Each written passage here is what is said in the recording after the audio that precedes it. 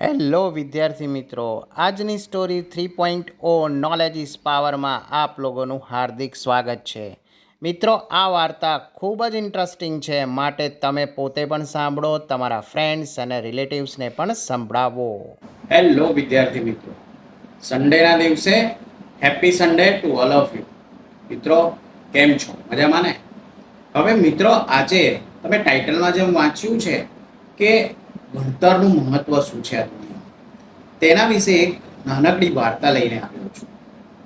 મિત્રો, વાર્તા આ પ્રમાણે છે. એક રાજા હોય છે. એ જંગલમાં શિકાર કરવા જાય છે. હા, એ જંગલમાં શિકાર કરવા જાય છે અને શિકાર કરતા કરતા એ ખૂબ દૂર પહોંચી જાય છે અને સાંજ પડતા પડતા તે તેના સૈનિકોથી છૂટો પડી જાય છે. હવે એ રાજા ખૂબ જ ભૂખ્યો અને તરસ્યો થયેલો હોય છે. હવે એ 3 બાળકોને રમતા જુએ છે. આ બાળકો પાસે જઈને એ રાજા એક વિનંતી કરે છે કે બાળકો, હું ખૂબ જ તરસ્યો છું અને મને ભૂખ પણ ખૂબ જ લાગી છે. શું તમે મને મદદ કરી શકશો? 3 બાળકોએ કીધું, હા હા રાજા સાહેબ, કેમ નહીં, અમે તમને ચોક્કસ મદદ કરીશું. 3 બાળકો દોડતા દોડતા તેમના ગામ તરફ નીકળી પડ્યા અને ત્યાંથી થોડીક જ વારમાં રાજા માટે પાણી અને ખૂબ જ સરસ મજાનું ભોજન લઈને આવ્યા. રાજાએ પાણી પીધું અને ભોજનને આરોગ્યું. ત્યાર પછી રાજા તે લોકોની આ આતિથ્ય સત્કારથી ખૂબ જ વધુ ખુશ થયા. હવે ખુશ તો થયા, પછી રાજાએ 3 બાળકોને કીધું કે બાળકો, તમે માંગો, તમે જે કંઈ પણ માંગવા ઈચ્છતા હો તમે મારી જોડે માંગો. હું આજે તમારા ઉપર બહુ જ ખુશ છું અને ચોક્કસપણે હું તમને મારાથી બનતી બધી જ વસ્તુ આપવાનો પ્રયત્ન કરીશ. ત્યારે એક બાળક એણે માંગ્યું કે મહારાજ, મારે તો ખૂબ મોટો બંગલો અને ગાડીઓ જોઈએ. રાજાએ કીધું, સારું, તને આની વ્યવસ્થા કરી આપીશું. અને રાજાએ એને એ વ્યવસ્થા કરી આપી. બીજા બાળકને પૂછ્યું તો બીજા બાળકે કીધું, મહારાજ, મને તો હરવા ફરવાનો બહુ જ શોખ છે, એટલે મને એક તમે વિમાન લઈ આપો અને ખૂબ સારા પૈસા આપો તો હું આખી દુનિયા ફરી શકું. મહારાજે બીજા બાળકને પણ કીધું, સારું, હું તમને પણ વ્યવસ્થા કરી આપીશ. હવે જ્યારે ત્રીજા બાળકનો વારો આવ્યો તો ત્રીજા બાળકને પૂછવામાં આવ્યું કે બેટા બોલ, તારે શું જોઈએ? એ ત્રીજા બાળકે કીધું કે મારે તો મહારાજ બીજું કંઈ જ નહીં, પણ હું ખૂબ જ સારું એવું ભણી શકું, સારું શિક્ષણ મેળવી શકું. તમે મને એવી કંઈક વ્યવસ્થા કરી આપો. મહારાજે કીધું, ચોક્કસ, અને એમણે એની વ્યવસ્થા પણ કરી આપી. હવે દિવસો પસાર થતા ગયા.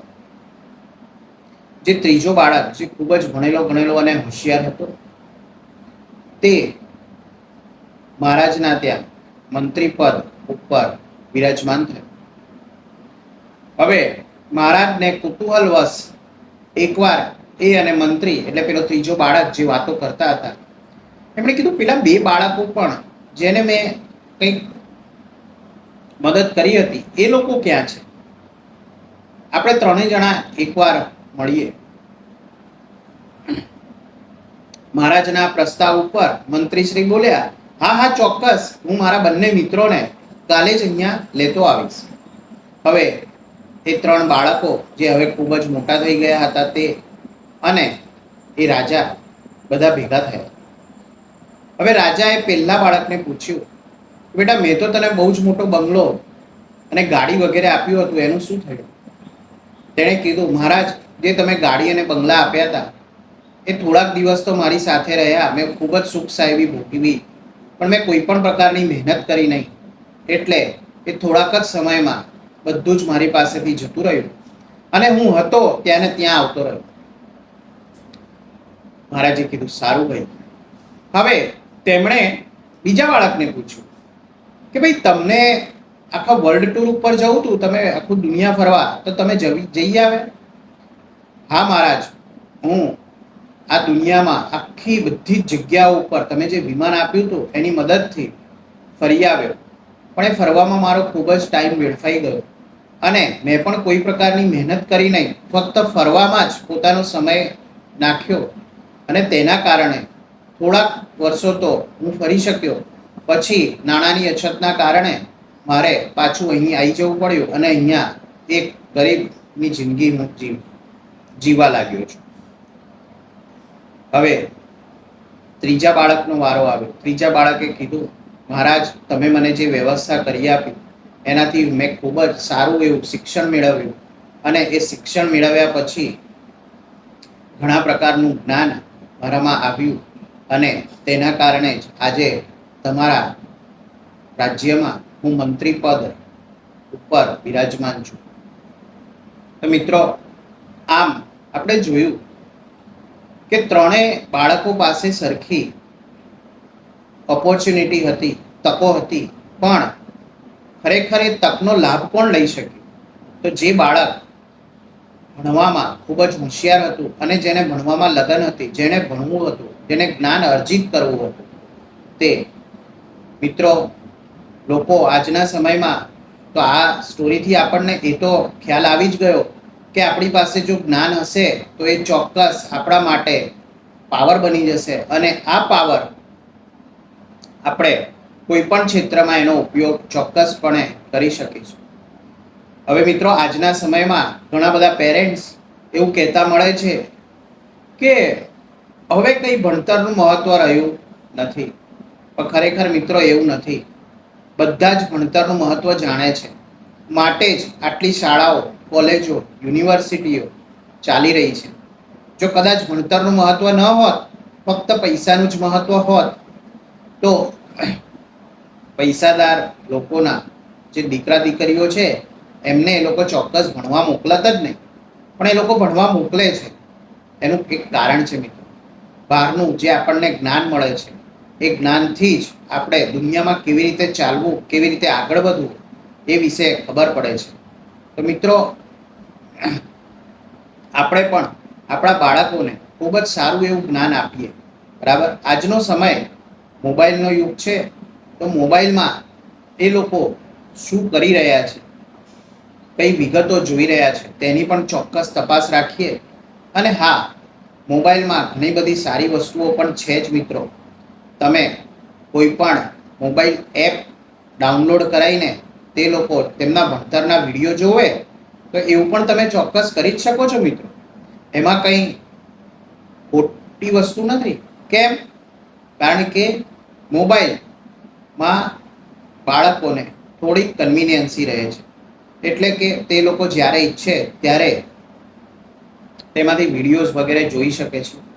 તેમના ટાઈમ મુજબ તે લોકો જે વસ્તુ શીખવા માંગે છે તે લોકો શીખી શકે છે.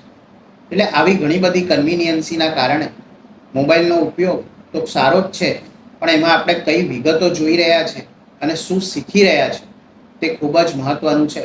તો મિત્રો, આજનો જે સન્ડે છે એ આપના માટે ફન ડે થઈ જાય અને આ સ્ટોરીને આપ વધુને વધુ લોકો વચ્ચે શેર કરો કે ભાઈ, નોલેજ ઇઝ પાવર.